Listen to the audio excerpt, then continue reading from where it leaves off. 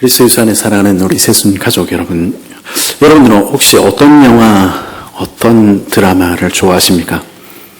저는 어렸을 적에는 비극을 참 좋아했던 것 같습니다. 남들이 코미디나 시트콤 보고 웃을 때 내심 속으로 비웃으면서, 지금은 비웃지 않습니다. 근데 그때는 그랬습니다. 비극이야말로 인생의 참모습을 보여준다, 이렇게 생각하곤 했었습니다. 그래서 사랑 이야기를 봐도 슬픈 사랑 이야기, 성룡이나 주성치보다는 이소룡이나 장국영, 이렇게 좋아했었습니다. 하지만 조금씩 나이를 먹어가면서 그런 것일까요? 이제는 활짝 웃을 수 있는 이야기, 행복한 이야기들을 더 좋아하게 됐습니다. 비극은 우리 삶에 있는 것으로 충분하다 여기게 되었기 때문입니다. 그래서 요즘은 하도 쓸데없는 소리를 자주 하다 보니까 저희 아이들로부터는 아재 개그의 황제의 배아십니다, 이렇게 이야기를 하기도 합니다. 그래도 저는 해피엔딩이 좋고, 그리고 웃는 게 좋습니다. 우리 삶도 그랬으면 좋겠다 하는 생각하게 됩니다. 때로는 굴곡이 있고 폭풍이 치고 때로는 눈물을 흘리는 시간들 지나지만은, 그러나 우리 삶의 끝만큼은, 그 마지막만큼은 해피엔딩이었으면 좋겠다 하는 생각하게 되는 것이죠. 우리 삶의 이야기는 어떻게 끝나게 될까요? 우리는 어디로 향하고 있으며 우리들의 이야기는 어떻게 끝나게 될까요? 주님께서는 우리를 어디로 인도하고 계시는 것일까요?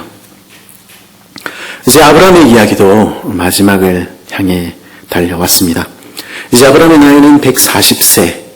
우리 1절 보니까 이렇게 말하시죠. 아브라함이 나이가 많아 늙었고 여호와께서 그에게 범사의 복을 주셨더라. 굴곡진 날, 슬픔의 날도 이제 지나고 이제는 평안한 날 맞이하게 된 것입니다. 이제 그런 날에 그에게 마지막으로 딱 한 가지 소원이 남았습니다. 그것이 무엇이었습니까?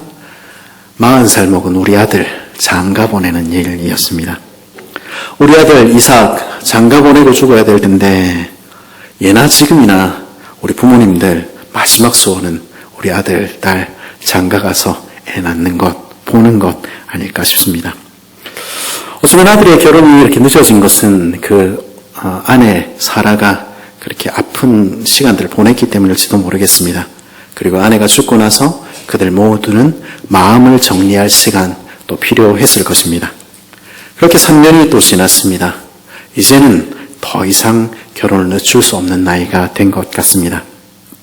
그래서 아브라함은 자기 집의 소유를 맡은 늙은 종을 불러서 이야기하는 것입니다. 내 아들, 아내 될 사람 찾아오너라 말씀하는 것이죠. 근데 한 가지 흥미로운 것은 이 모든 이야기에 하나님이 등장하지 않는다는 것입니다. 하나님께서 나타나셔서 누구를 아내로 맞아라 이렇게 말씀하시지도 않고요. 하나님의 사자가 나타나서 어디로 가거라 인도하시지도 않습니다. 하나님께서 우리에게 가장 좋은 짝 허락하신다 하는 말씀은 아담에게 하와를 짠 하고 데려오셨듯이 항상 그렇게 하신다 하는 말씀은 아닐지 모르겠습니다. 보통은 그렇게 안 하시더라고요. 그리고 어떤 경우에는 하나님께서 짠 하고 짝을 데려오셨는데도 딴 기준 가지고 딴 데 쳐다보느라고 모르기도 하게 되는 것 같습니다. 신앙이 어렸을 적에는 하나님께서는 그렇게 손잡고 인도하시기도 합니다. 신앙의 깊은 위기 가운데 있을 때 하나님께서는 특별한 방법으로 우리에게 나타나셔서 말씀하시기도 하십니다. 왜냐하면 어린 자녀들은 모호한 명령, 정확하지 않은 지시는 못 알아듣거든요. 제대로 가르쳐주지 않고 알아서 똑바로 안 한다고 야단치는 것은 어리석은 부모들이 늘 하는 잘못입니다. 미숙한 아이들에게는 정확한 지시가, 명확한 지시가 필요합니다. 하나님, 우리 어렸을 적에는 그렇게 인도하십니다. 그러나 언제까지나 그렇게 인도하시지는 않습니다. 아이들이 자라게 되면 이제 점점 자기들의 생각이 생기게 되고 판단할 나이가 되면 이제 현명한 부모는 일일이 간섭하고 잔소리하는 대신에 뒤로 물러섭니다. 스스로 옳은 것을 판단해서 선택하도록 지켜봐주고 응원하는 것이죠. 하나님께서도 우리를 그렇게 인도하시는 것 같습니다. 이미 우리가 배우고 익힌 것을 가지고 삶에 적용하도록 스스로 가장 좋으신 주님을 선택하도록 지켜봐 주시는 것이죠. 어쩌면 그것이 이 아브라함의 마지막 모습에 담긴 이야기가 아닐까 싶습니다. 이제 아브라함은 하나님이 누구신지 알게 되었습니다. 분명히 알게 되었습니다. 그러니 하나님께서는 자신을 감추시고 아브라함이 스스로 어떻게 하나 지켜보시는 것입니다. 그렇다고 해서 하나님께서 그냥 내버려 두시는 것, 그렇게 생각해서는 안 됩니다. 아브라함이 고백하듯이 보이지는 않아도 하나님의 사자께서는 우리 앞서 행하시는 것입니다. 하나님의 백성들이요, 하나님을 의지해서 믿음으로 한 걸음 한 걸음 걸으려 할 때 그 모든 순간에 하나님께서는 그 사자를 앞서 보내셔서 인도하시는 것입니다. 우리는 결코 홀로 걷는 법이 없습니다. 그것이 성경이 말해주는 진리입니다. 하나님께서는 아브라함에게 가장 좋은 배필이 어디에 있다 말씀해 주시지 않았습니다. 길 일일이 간섭하시지도 않았습니다. 이제 그들은 성숙해야 하고 어른이 되어야 하는 것입니다. 그러므로 오늘 이야기에 등장하는 이 사람들은, 이 하나님의 사람들은 그들이 만난 하나님, 그들이 아는 하나님에 근거해서 하나님 앞에서 이미 그들이 가지고 있는 신앙적인 기준에 근거해서 결혼 준비하는 것입니다. 말씀을 준비하다가 문득 세상 사람들은 어떤 결혼의 기준을 가지고 있을까? 배우자의 기준을 어떻게 가지고 있을까? 궁금해졌습니다. 궁금하시죠? 한 결혼정보회사에서 작년 12월에 이제 조사를 한 내용이 신문에 실렸습니다.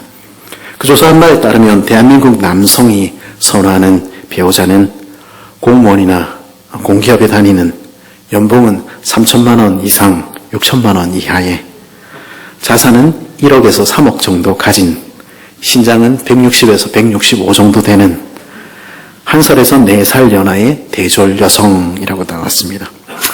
참 결혼하기가 힘들겠죠? 반대로 여성이 선호하는 배우자는 공무원이나 공기업 다니는, 연봉은 6천만 원 넘고 한 1억 정도 되면 좋은, 자산은 1억에서 한 3억 정도 가진, 신장은 175 이상 180 정도 되는 1살에서 4살 연상의 대졸 남성이었습니다. 물론 결혼정보회사에 프로필을 등록하는 것도 이거 아무나 해주는 게 아니거든요. 그러니까 과장이 있겠습니다만은 사람들이 좋아하는, 사람들이 선호하는 결혼 기준은 이런 것이다 하는 것 우리가 볼 수 있습니다. 우리가 결혼율이 왜 떨어지는지 알겠죠? 그 중에서 다 가질 수는 없지 않습니까? 가장 포기할 수 없는 게 뭔가 이렇게 얘기했더니 남성들 경우에는 성격, 가치관 뭐 이런 얘기 한 다음에는 외모, 그리고 연령, 그거 포기 못하겠다 이렇게 대답을 했다고 합니다. 그리고 여성들의 경우에는 또 성격, 가치관 뭐 이런 얘기 한 다음에는 소득, 직업 포기 못한다 이렇게 대답했다고 합니다. 이 기준을 자세히 보고 있다 보니까 요즘 태어났으면 나는 장가도 못 갔겠다 이런 생각을 하게 됐습니다. 성격, 가치관이 맞아야 된다 뭐 이런 얘기를 하지만은 사실은 남자들은 어리고 예쁜 여자 찾고 있는 것이고요. 그리고 여자들은 소득 높고 안정적인 직장 가진 사람 찾고 있는 것입니다. 남부럽지 않은 자산 1억에서 3억은 있어야 된다 이러는 것이죠. 그것만 있으면, 그게 있어야 행복할 수 있을 것 같다 이렇게 생각하는 것입니다. 그게 세상 사람들이 바라는 결혼입니다. 그다음에 아브라함이 그의 며느리를 택하면서 종에게 당부한 것은 무엇입니까? 그가 제시한 하나님을 믿는 하나님의 사람들의 결혼의 기준은 어떤 것이었습니까? 외모였습니까? 연령이었습니까? 소득 수준이었습니까? 아니요. 아브라함이 바란 것은 단 하나, 가나안 족속의 딸 말고 내 고향 내 족속 출신의 아무것도 없는 이곳 가나안에 함께 올 수 있는 사람, 그것이었습니다. 지금 집안 따지고 있는 것입니까? 또 다른 조건을 세우고 있는 것입니까? 아니요, 그렇지 않습니다. 아브라함이 하란으로 가서 그 친족 중에 아내를 구하라 말하는 이유는 단 하나, 그들은 함께 갈대아 우르에서 부름을 받은 믿음의 사람들이었기 때문입니다.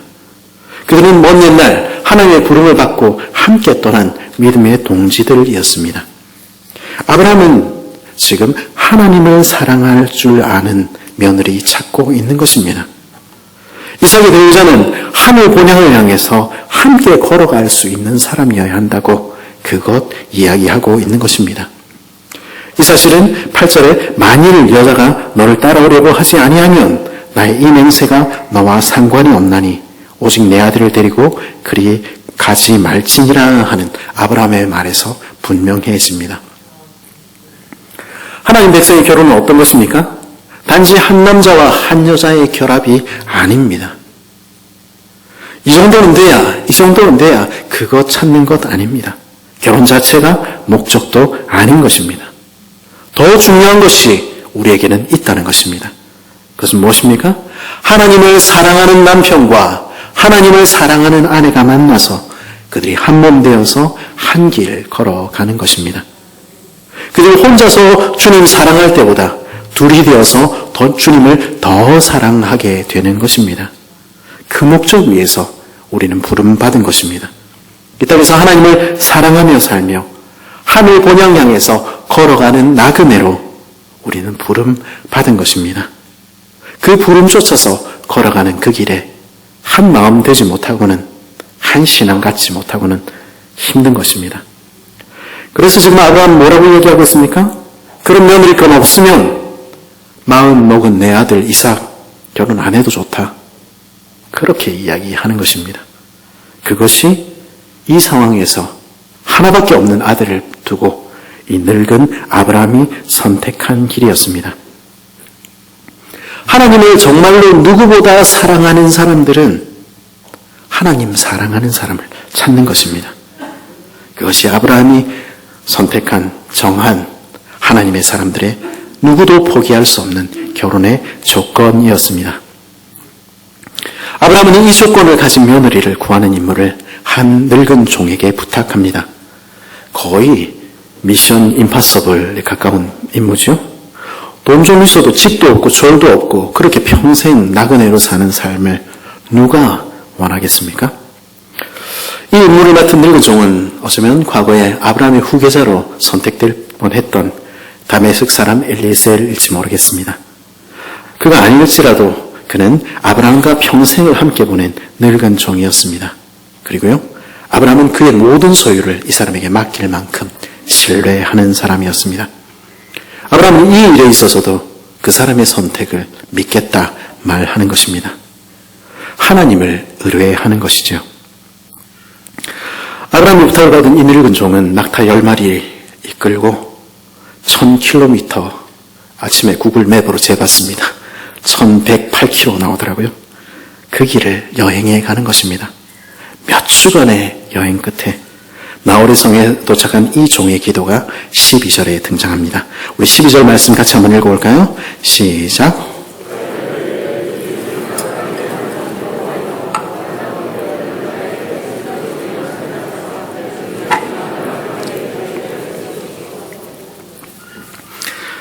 이 종의 기도는 어떻습니까? 이 종의 소원은 단 한 가지입니다.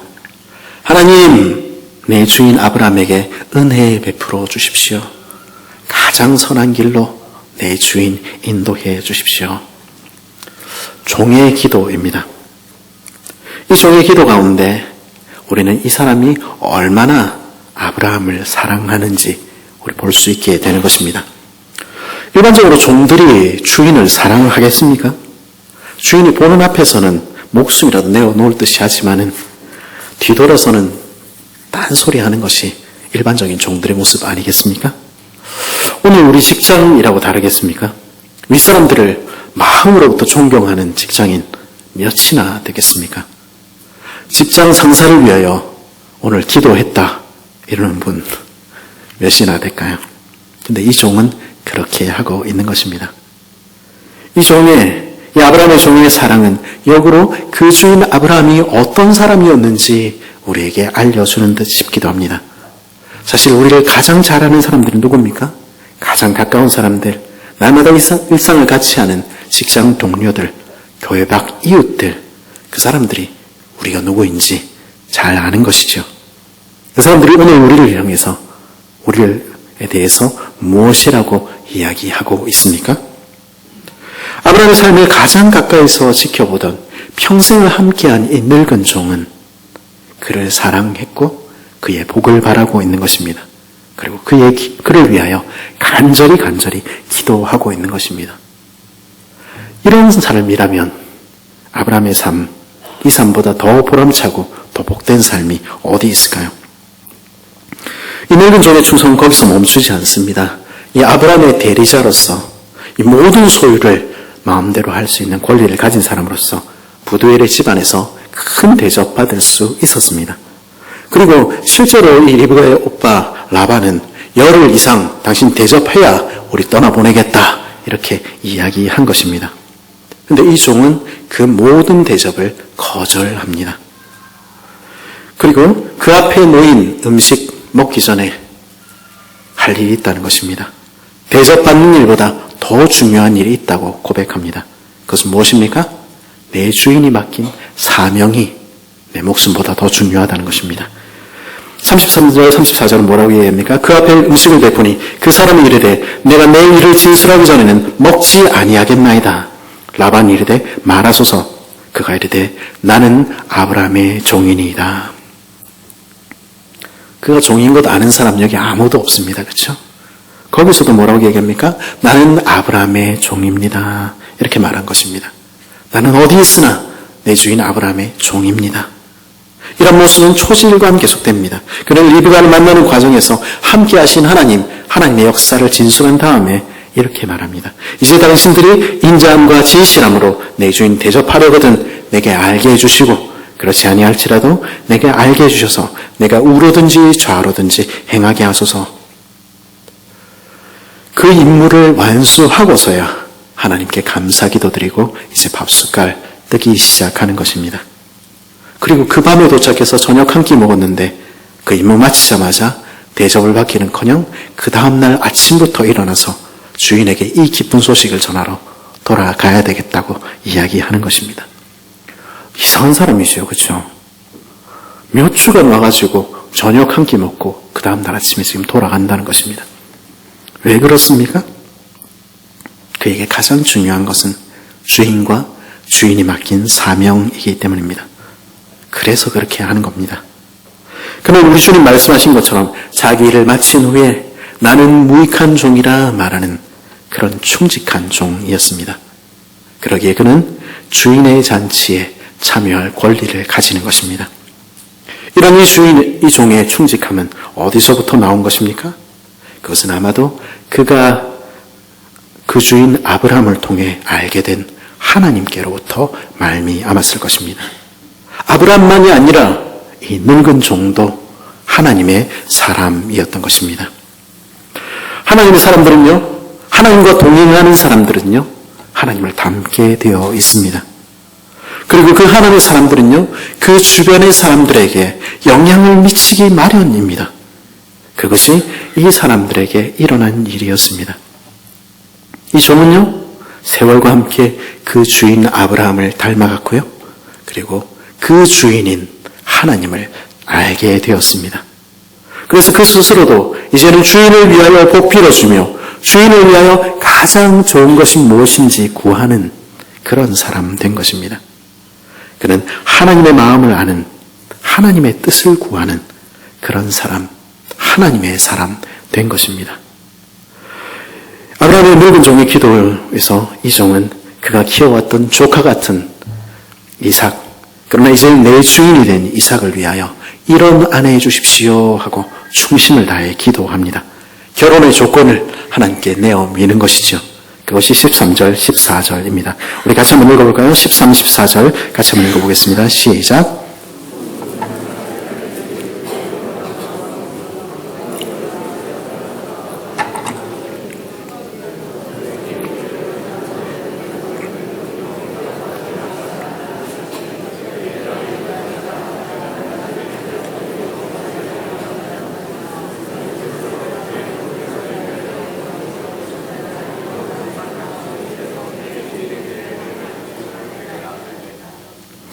아멘.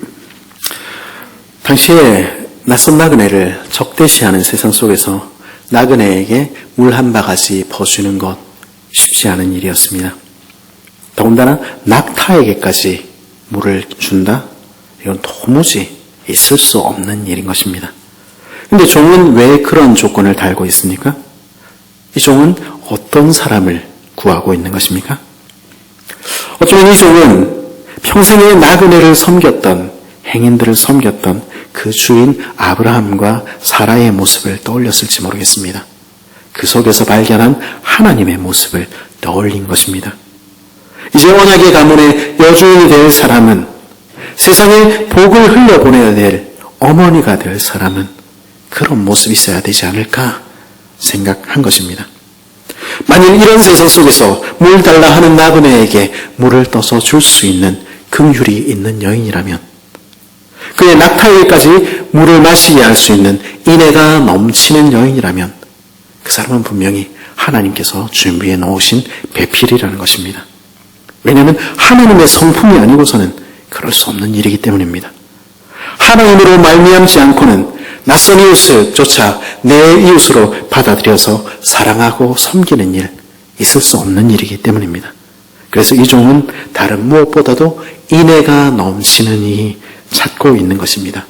하나님, 내 주인에게 그런 아내 허락하소서 간구하고 있는 것입니다. 앞서 이 모든 이야기에는 하나님께서 등장하시지 않는다 이야기했습니다. 그러나 보이지 않는 것이죠. 보이지 않으시는 하나님의 사자는 주의 백성이 믿음으로 주의 뜻을 구하며 걷는 그 걸음에 늘 함께 하시는 하나님이십니다. 그리고 그분은 우리의 잔이 넘치게 채우시는 하나님이십니다. 아브라함이 무엇 구했죠? 하나님을 사랑하는 사람 구했을 때, 아브라함의 늙은 종이 무엇을 구했죠? 인애가 넘치는 사람 구했을 때 하나님께서는 그들의 기도보다 더 넘치게 응답하신 것입니다. 아브라함의 종의 기도가 채 마치기도 전에 한 여인이 물동이를 어깨에 메고 나타났습니다. 그녀의 이름은 리브가, 보기에 심히 아름다운 여인이었습니다. 많은 남자들이 여기서 이야기를 마칩니다. 그렇죠? 심히 아리답다. 거기서 끝난 것입니다. 됐다. 저 사람이다. 다른 거 볼 필요도 없다. 그래가지고 안 되는 겁니다. 그렇죠? 그래가지고 우리가 큰일 나는 겁니다. 성경은 그녀의 진정한 덕이 그 외면에 있지 않았다고 이야기합니다.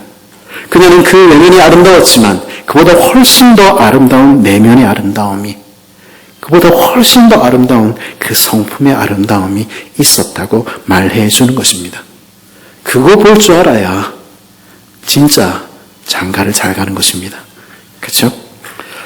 내 물동이의 물을 내게 조금 마시게 하라 하는 늙은 나그네의 말에 리브가는 한치의 망설임도 없이 이렇게 대답합니다. 그가 이르되 내 주여 마시소서 하고 급히 그 물동이를 손에서 내려 마시게 하고, 마시게 하기를 다하고 이르되 당신의 낙타를 위하여도 물을 길어 그것들도 배불리 마시게 하리이다 하고, 급히 물동이의 물을 구유에 붓고 다시 기르려고 우물로 달려가서 모든 낙타를 위하여 깃는지라. 나그네만 마시게 한 것 아니라 그 낙타를 위하여도 물을 마시게 했다 이야기합니다. 제가 또 찾아봤습니다. 낙타가 얼마나 물을 마실까? 이런 거. 낙타는 보통 15분에 113리터의 물을 마실 수 있다 합니다. 그런 낙타가 10마리입니다. 물 한 두레바퀴에 10에서 20리터라고 하면 그 모든 낙타에게 물을 마시도록 하는 일을 위해서 그 떼약볕 아래 이 리브가는 그 우물까지 50번, 100번을 뛰어다닌 것입니다. 물을 깃고 나르고 붓고 수십 분을 사용해야 했을 것입니다. 그게 쉬운 일이겠습니까? 천만에요. 그건 절대 결코 쉽지 않은 일입니다. 있을 수 없는 일이죠. 그러나 그 여인 리브가는 묵묵히 그리고 기꺼이 그 일을 감당합니다. 낯선 나그네를 위하여, 지친 행위를 위하여 그 일을 감당합니다. 왜 그렇게 합니까? 그 늙은 종이 간구한 것처럼 그 안에는 하나님을 닮은 사랑이, 인애가 있었기 때문 아니었을까요? 묵묵히 그 모든 과정을 지켜보던 종은 그녀가 누구인지, 그 집에 머물 수 있는지 묻습니다. 그 질문 앞에서도 리브가는 즉각적으로 대답합니다. 그에게 이르되 나는 밀가가 나홀에게서 낳은 아들 부두엘의 딸이니이다.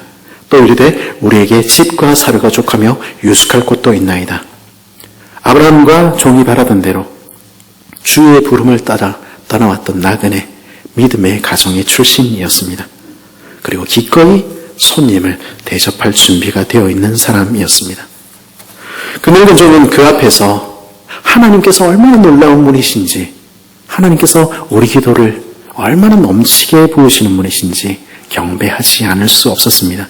그래서 27절에 이렇게 고백하죠.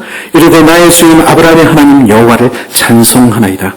나의 주인에게 주의 사랑과 성실을 그치지 아니하셨사오며 여호와께서 길에서 나를 인도하사 내 주인의 동생 집에 이르게 하셨나이다 하니라.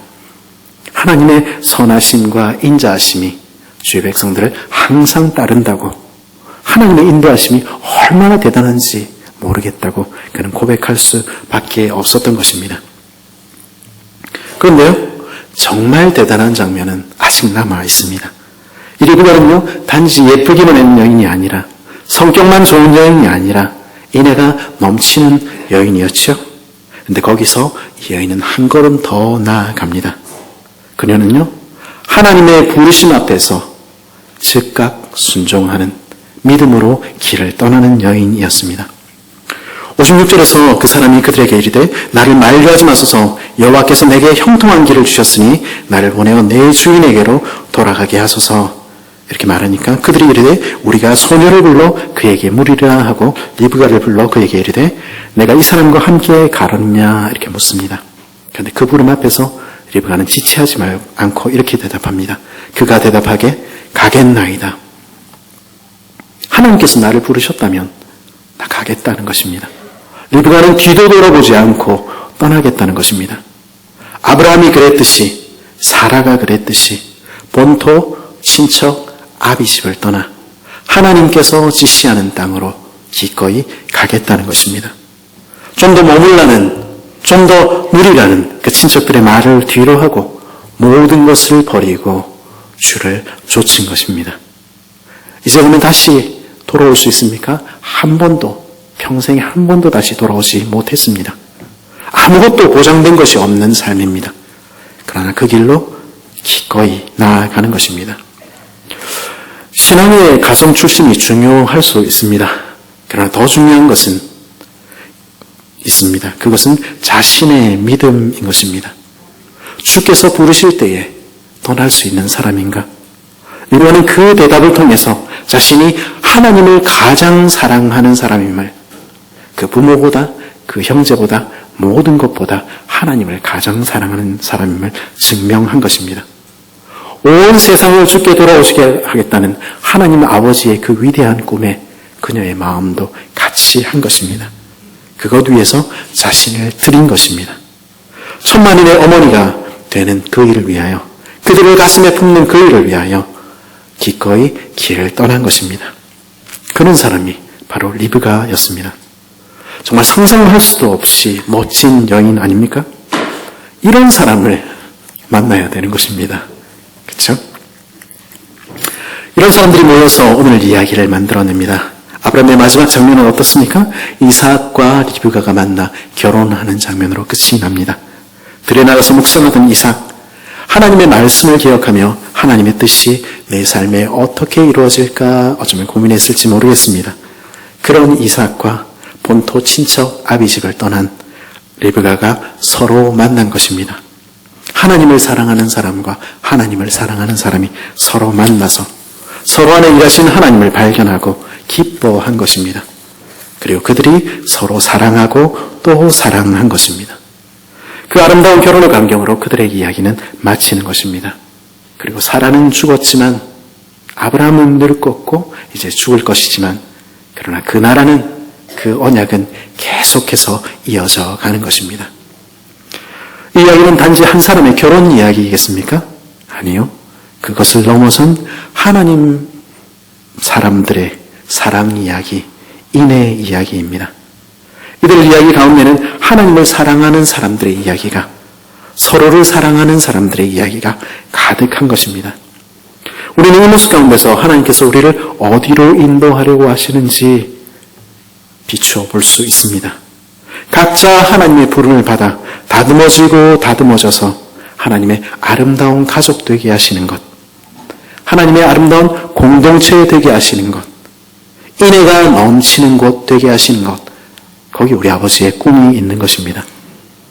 아브라함은 그 상황에서도 하나님만 의지하고 하나님과의 언약을 지키며 그분을 사랑하고 그 나라에 있는 이들에게 인애를 베풀었습니다. 하나님 사랑하는 며느리 주십시오. 그것만 간구했습니다.